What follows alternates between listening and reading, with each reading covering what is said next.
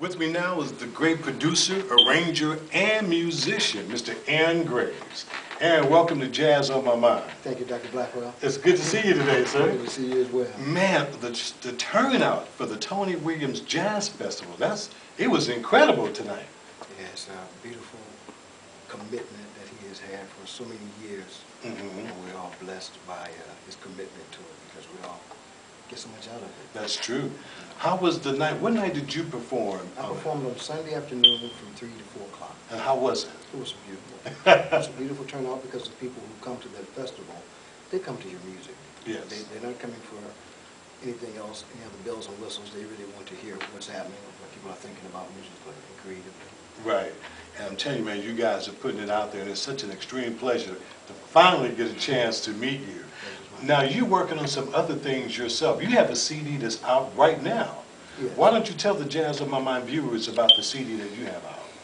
The name of the CD is called Nizoni. It's a Navajo term, and it's spelled Nhizoni, and translated into this English language. It means walking in beauty. It was inspired by I read about this article in the early 80s. A woman, she was a Navajo doctor, and she said that she was one of the first people to get a degree, medical degree, and this allowed her to help her people. And she said that there was so much discrimination, there was so much trials and tribulation, but when she finally got her hands on it and realized she could help people, she said the word Nizoni came to her mind, which meant walking in beauty. Isn't that incredible? She said, and when you're walking in beauty, there's a lot of pain sometimes involved in that pathway. And I decided, that was in probably 1983 or 84, when I read that, I was going to name at least one of my CDs, but I said it would be my first one, and it turned out that way. Now, for all of my Jazz on My Mind viewers who are watching this, they can purchase that CD now. What label is it on? It's on an internet label. It's www.itsaboutmusic.com. Can you give that one more time for me here? www.itsaboutmusic.com. Okay. And you type my name in under the artist search. Okay. And it'll come up. Type in Aaron Graves. Yes, and you can buy as many as you like. There's no limit. Who are some of the people that are working with you on this particular CD? I did this CD all myself. That's incredible. I did all of it. It's all. So I knew you played piano. Yeah. What else do you play? Well, I play bass. I play drums, but I did all this on my keyboard. Wow. I did this particular CD. It's all original compositions, and they kind of reflect my earlier things I had written. And this music actually was recorded 11 years ago. Isn't that amazing? It just was put out about 3 years ago. So that goes to show jazz music has no time frame. But if it's jazz, it doesn't. There you go. Yeah. Now, I also know that you produced and worked with another friend of ours, Pearl Williams. Yes. Now, how is that working with Miss Williams? She's one of the queens of Philadelphia. She's a great human being.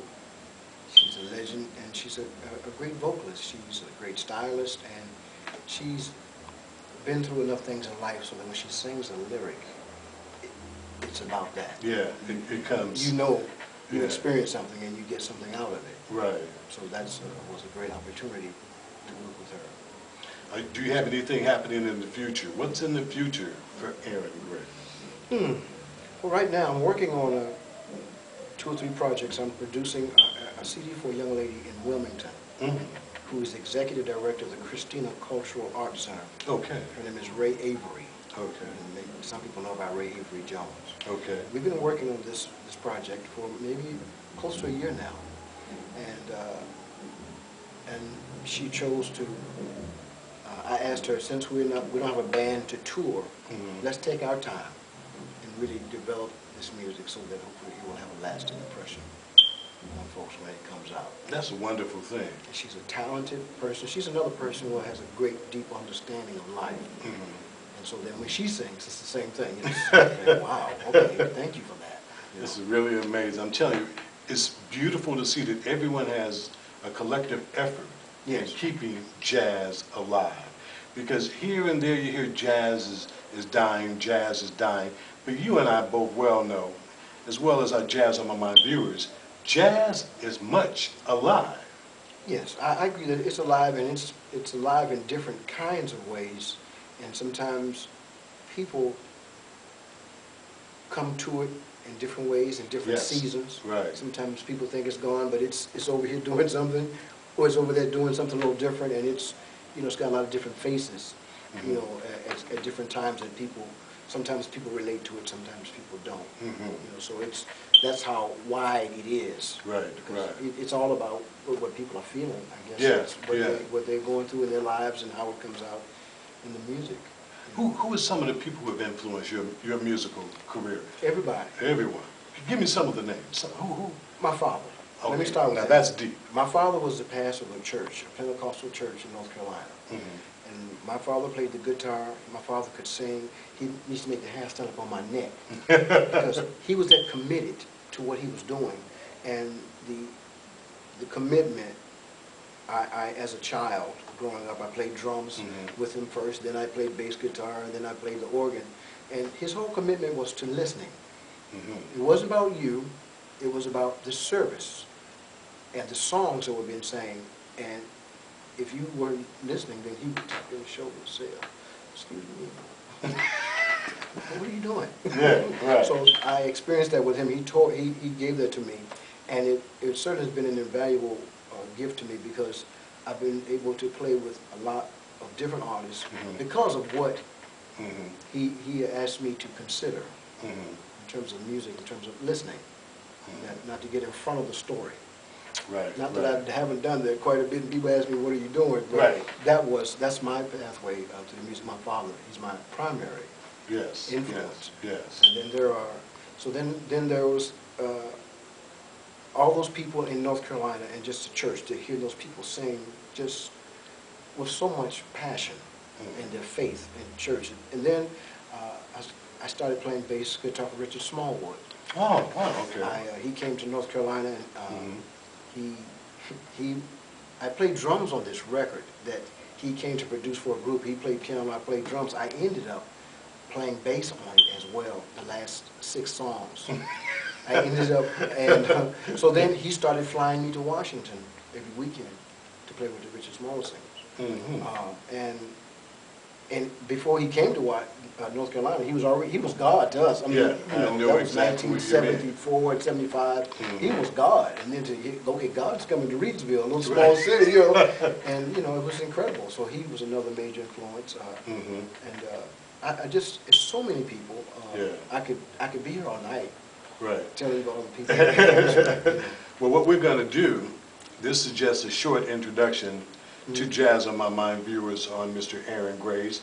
As long as I know I got a commitment from you that we can sit down and have an extensive interview with you somewhere in the future, then that's fine with me. Okay, let me give you 3 quick names. Go ahead, come on. Kenny Barron, Yes. Stanley Cowell, and Barry Harris. Okay. My jazz influences that really shaped who I am. Those 3 people, and Calvin Jones at UDC in Washington, D.C., those people really marked my life deeply. Well, they've done a remarkable job in instilling that into you, because I understand from what I've heard of your music, it is incredible. And I'm looking forward to hearing your new CD. And if you'd be so kind, give our viewers, what's the name of your CD again? The name of the CD is called Nizoni. It's spelled Nhizioni. And do you have an email address that you can give out? I have 2 email addresses. It's okay. One is aarongraves7.com. That's my website. Okay. And that's Aaron with 2 A's. A-A-R-O-N Graves, G-R-A-V as in Victor, E-S, the number 7, aarongraves7.com. And my email address is aarongraves7 at yahoo.com. Yeah, I want to thank you very much for spending some time with us. And also, I got to call our good friend Wally Ali in Los Angeles. Oh, I can't wait to work with him again. He's a phenomenal talent as well. Like I said, I can't wait. I'm chomping at the bit. Well, when that does happen, Jazz on My Mind's got to be there to get you 2 performing together. I look forward to that. All right. Ladies and gentlemen, Mr. Aaron Graves. I'm Richard Blackwell. Thank you for watching Jazz on My Mind.